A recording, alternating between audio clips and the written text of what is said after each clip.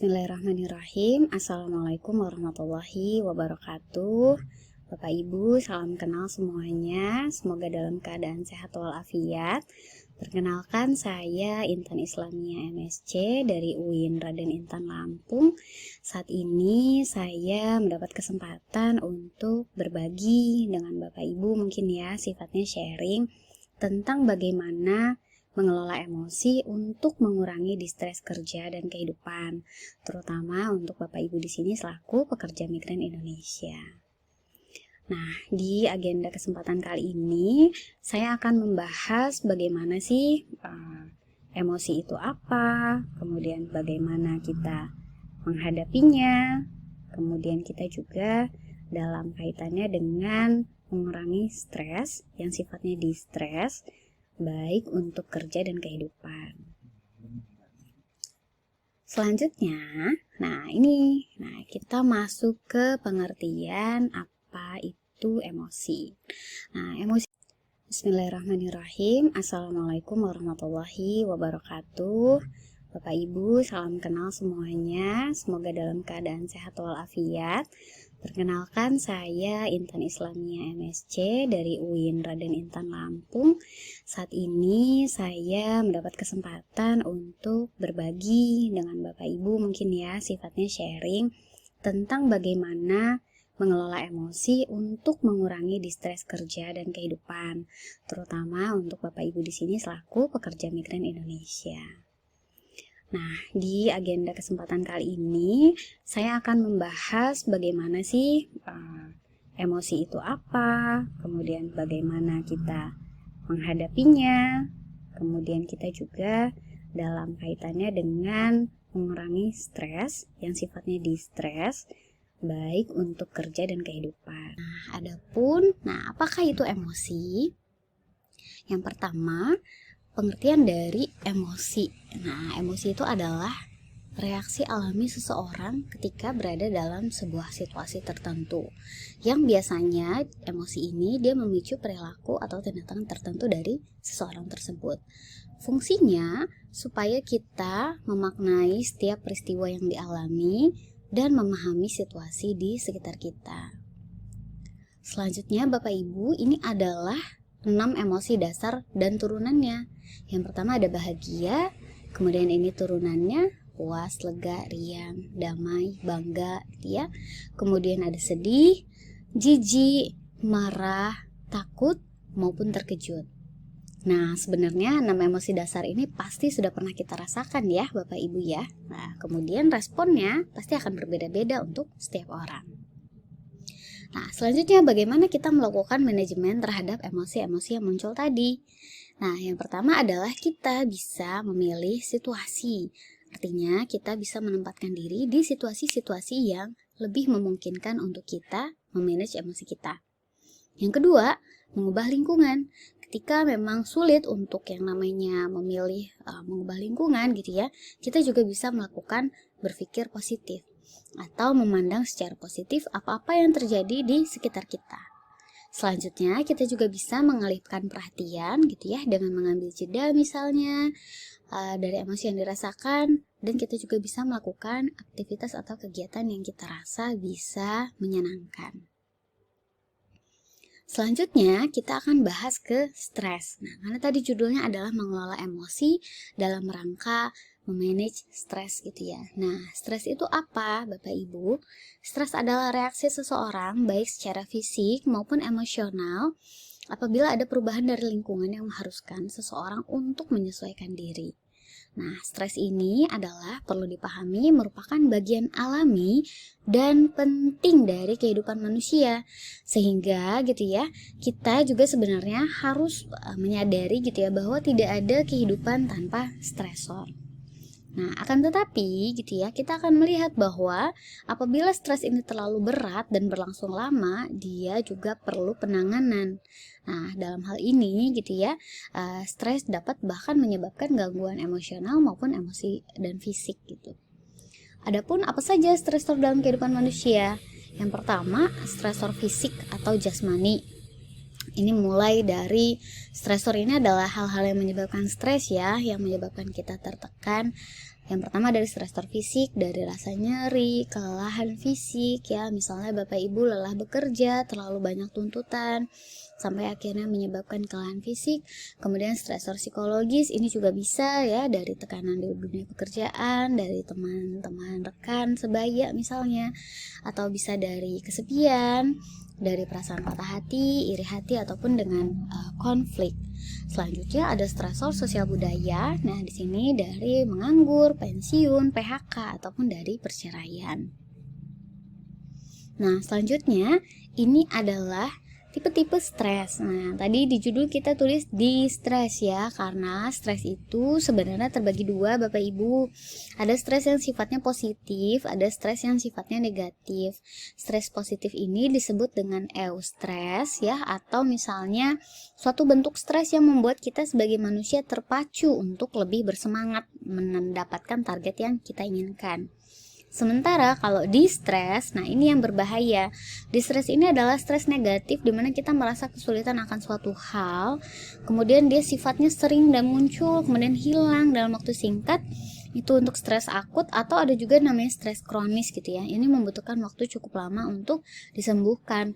Dan yang membedakan dari kedua jenis stres ini adalah distress ini menyebabkan kita jadi berat melakukan sesuatu, muncul kecemasan, panik, putus asa gitu ya, bahkan dia bisa berdampak buruk pada kondisi fisik. Sementara eustress tadi kebalikannya, ini justru membuat kita malah bersemangat gitu, kayak terpacu. Wah, aku harus bisa nih menyelesaikan pekerjaan yang ini gitu ya. Nah, ini biasanya umumnya bisa kita kelola dengan baik, menyebabkan frustasi gitu ya, khawatir, tapi juga disertai dengan antusiasme dan kebahagiaan untuk bisa menangani stres tersebut.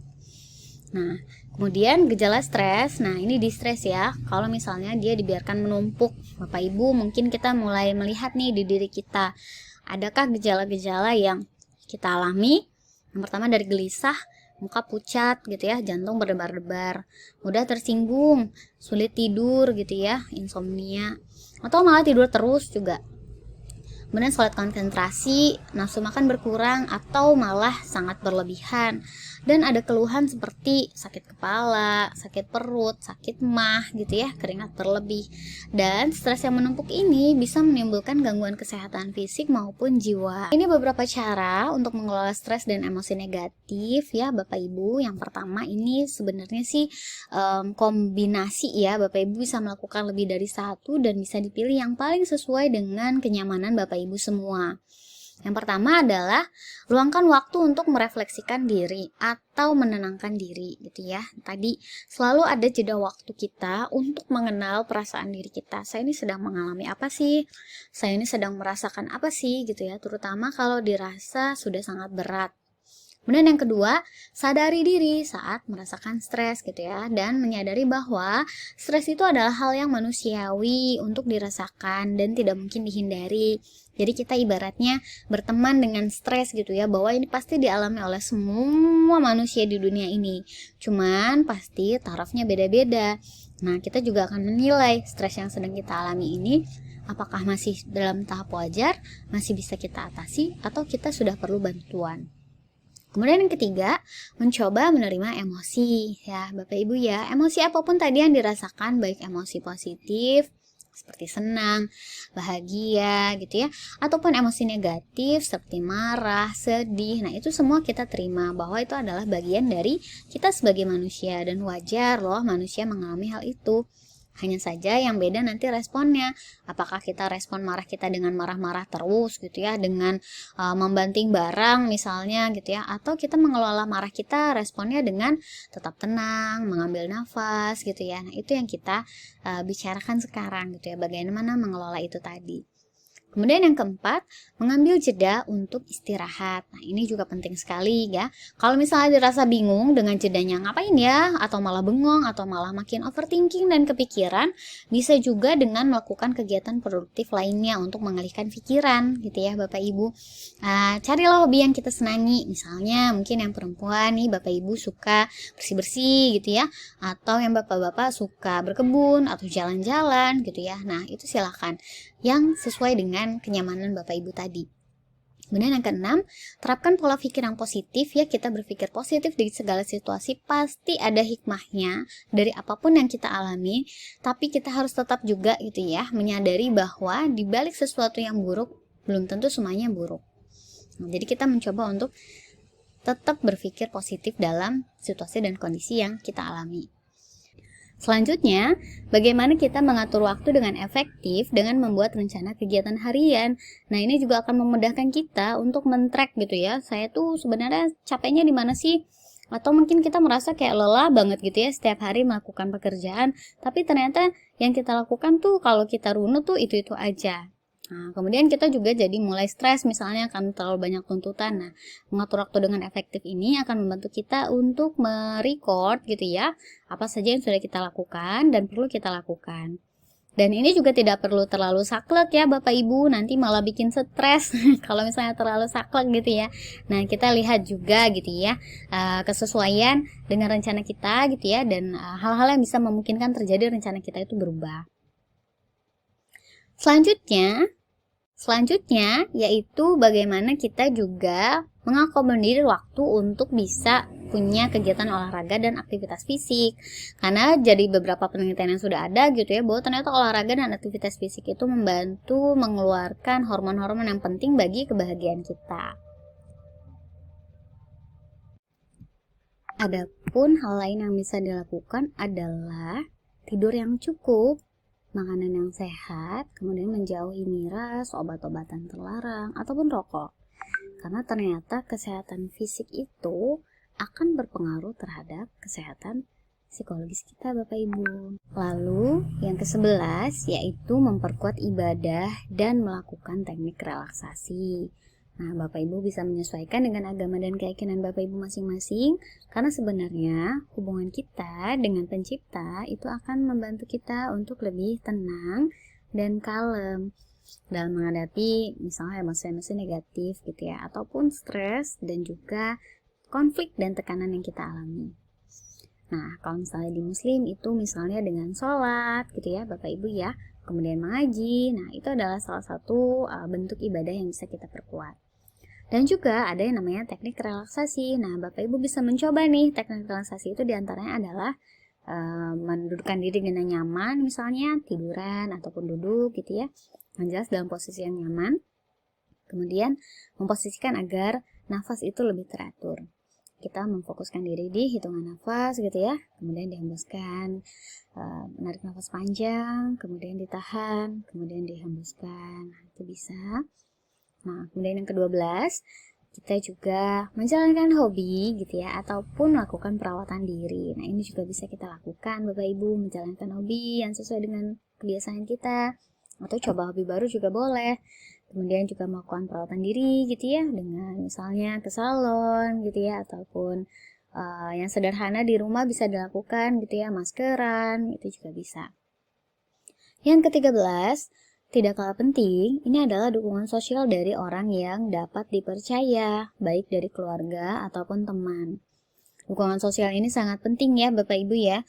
Mereka gitu ya bisa menjadi orang-orang terdekat yang kita bagi atau kan tempat kita bercerita.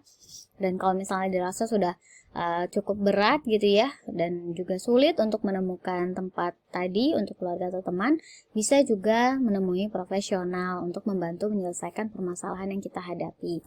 Jangan menganggap bahwa orang-orang profesionalnya hanya untuk orang-orang yang misalnya sudah levelnya sangat berat gitu, enggak juga gitu ya. Bisa jadi malah kita cerita gitu ya untuk bisa mendapatkan solusi sebelum terjadi hal-hal yang tidak diinginkan gitu. Nah, jadi kita bercerita dengan orang terdekat atau bisa menemui profesional. Nah, ini adalah beberapa cara ya Bapak Ibu yang bisa dilakukan di rumah gitu ya. Dari mulai tadi kita bahas ada luangkan waktu gitu ya, kemudian mengatur waktu, menerima emosi, sampai ke cerita dengan orang terdekat atau menemui psikolog profesional. Nah, ini juga tadi ya, juga ada hal yang belum kita bahas. Nah, di sini dia putuskan sambungan pada berbagai perangkat yang memicu stres atau kelelahan. Mungkin demikian yang bisa saya share dengan Bapak Ibu. Semoga bermanfaat. Semoga Bapak Ibu juga dalam keadaan sehat walafiat selalu, dimudahkan urusan-urusannya.